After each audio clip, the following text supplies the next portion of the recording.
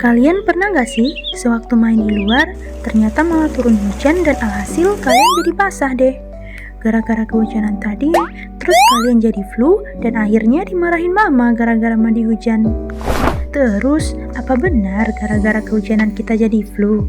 Nah, itu ada benarnya juga ya guys, karena flu setelah kehujanan itu terjadi akibat suhu yang dingin. Nah, perubahan suhu yang mendadak saat hujan ini memaksa tubuh kita untuk beradaptasi. Tentu, energi yang dikeluarkan juga cukup besar sehingga berdampak pada penurunan daya tahan tubuh yang menyebabkan kita rentan terserang penyakit. Tahu nggak guys, ternyata penyakit itu dapat menyerang kita karena ada mikroorganisme yang masuk ke dalam tubuh kita. Orang zaman dulu menyebut mikroorganisme penyebab penyakit itu sebagai bakteri. Namun, ternyata ada loh mikroorganisme lain selain bakteri yang juga dapat menyebabkan kita terserang penyakit. Namanya adalah virus. Flu yang kita alami tadi itu juga terjadi karena adanya serangan virus. Virus yang dimaksud adalah virus influenza. Tentu, kalian sudah tidak asing dengan virus tersebut. Terus, gimana ya orang-orang sekarang bisa tahu kalau ternyata terdapat mikroorganisme lain selain bakteri yang dinamakan virus? Yuk kita kenali sejarah penemuan virus oleh para ilmuwan terdahulu.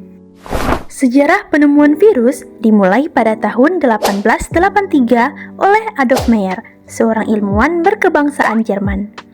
Saat itu, Adolf Meyer sedang mengamati penyakit yang menyebabkan daun tembakau memunculkan bintik-bintik kuning menyerupai mozaik dan terlihat layu. Adolf meyakini bahwa tanaman tembakau tersebut terinfeksi oleh penyakit yang mungkin disebabkan oleh bakteri. Adolf kemudian mengekstraksi getah dari tanaman tembakau yang sakit, kemudian menyemprotkannya ke tanaman tembakau yang sehat. Alhasil, tanaman tembakau yang sebelumnya sehat menjadi sakit akibat zat tersebut. Hal ini membuktikan bahwa di dalam ekstrak daun yang sakit mengandung agensia penyebab penyakit. Adolf selanjutnya mengamati tembakau yang sakit menggunakan mikroskop biasa. Saat itu, ia tidak melihat adanya bakteri apapun di sana. Jadi, percobaan Adolf Meyer ini belum berhasil mengetahui nama agen yang menyebabkan penyakit pada tumbuhan tembakau tersebut. Adolf Meyer masih menduga bahwa agen tersebut adalah bakteri. Nah, dari percobaan tersebut, Adolf menarik dua kesimpulan. Pertama, bakteri penyebab bintik-bintik kuning pada daun tembakau itu berukuran lebih kecil dari bakteri biasanya. Yang kedua, agen penyebab bintik-bintik kuning tadi dapat dipindahkan dari tanaman sakit ke tanaman yang sehat melalui ekstrak tanaman cair. Artinya, penyakit tersebut dapat menular ke tanaman yang sehat.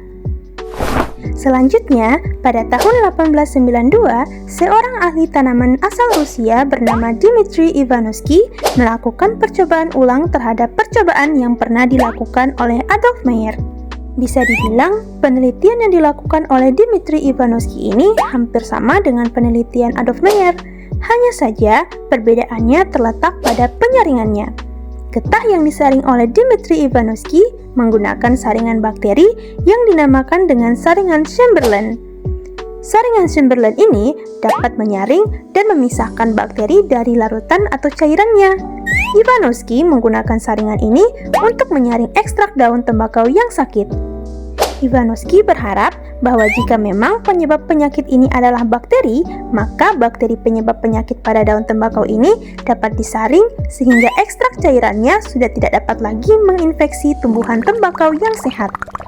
Namun, ketika Ivanovsky menyemprotkan cairan yang sudah disaring tadi ke tanaman tembakau yang sehat, ternyata tanaman tembakau tersebut menimbulkan gejala penyakit yang sama seperti tanaman awal.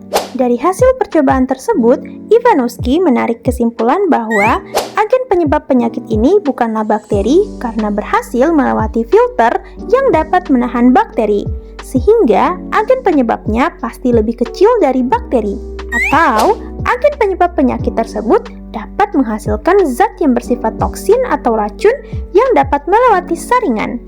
Penelitian terus berlanjut sampai pada tahun 1897, seorang ilmuwan asal Belanda bernama Martinus Beijering melakukan percobaan untuk membuktikan bahwa agen pada daun tembakau dapat berkembang biak. Hal itu dilakukannya dengan cara menyemprotkan getah tanaman tembakau sakit yang telah disaring ke daun tembakau yang sehat. Setelah dilakukan penyemprotan, tanaman tembakau yang sehat menjadi sakit. Kemudian, getah tanaman tembakau yang sakit ini diambil dan dipakai untuk menginfeksi tanaman tembakau sehat lainnya. Hal ini dilakukan beberapa kali. Hasilnya, patogen tidak berkurang walaupun telah dilakukan pemindahan beberapa kali. Pada saat itu, Beijering masih menduga kalau agen tersebut adalah bakteri. Hanya saja bakteri tersebut memiliki ukuran yang lebih kecil. Karena pada percobaan Iwanuski sebelumnya menggunakan penyaring Chamberlain untuk mencari tahu apakah agen tersebut adalah bakteri atau bukan, Martinus menggunakan cara lain lagi untuk membuktikannya. Yakni Martinus mencoba untuk mengembangbiakan agen tersebut di cawan Petri yang berisi nutrisi, yang pada saat itu diketahui dapat digunakan untuk mengembangbiakan bakteri. Logikanya, kalau memang agen tersebut adalah bakteri, maka dia dapat dikembangbiakan di cawan Petri. Namun, setelah mencobanya, ternyata agen tersebut tidak dapat dikembangbiakan di cawan Petri yang berisi nutrisi. Selain itu, Beijering juga mengetes apakah agen tersebut bisa tahan terhadap alkohol, zat yang saat itu diketahui dapat membunuh bakteri. Namun, ternyata agen tersebut tidak mati setelah dimasukkan ke dalam alkohol dan masih dapat menularkan penyakitnya ke tanaman yang lain. Dari hasil pengamatan Beijering ini, dia menarik dua kesimpulan. Kesimpulan yang pertama, agen tersebut ternyata bukanlah bakteri, melainkan organisme baru yang lebih sederhana dan lebih kecil dari bakteri. Hal ini didasari oleh beberapa alasan. Alasan yang pertama, agen tersebut tidak dapat dikembangbiakan pada medium cawan Petri, melainkan membutuhkan organisme lain untuk hidup dan berkembang biak. Alasan kedua, agen tersebut tidak mati ketika dimasukkan ke dalam alkohol. Kesimpulan yang kedua, agen tersebut dapat dinonaktifkan menggunakan alkohol. Artinya, dia tidak mati dan akan aktif kembali jika disemprotkan ke tanaman tembakau yang lain.